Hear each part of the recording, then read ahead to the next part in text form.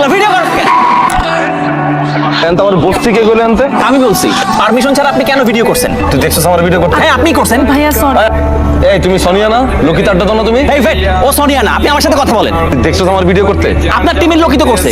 তুই রাস্তার মধ্যে ওপেন এটা মায়ের কিস করতেছস আর পোলাপেনের ভিডিও করবো না? We are just having a friendly hug. এটা হাগা ছিল? মায়ের কামরা ঘাড়ে তোলা দাগ বানালাইছস, মায়ের জামার টান দিয়ে লাইছস, এটা হাগ? চল এখান থেকে উল্টা পাল্টা কথা বলবেন, আপনি কিন্তু বস্তির ছেলের মতো বিহেভ করতেছেন। ওকিলনির পোলা তুই আমার বস্তি কইলি?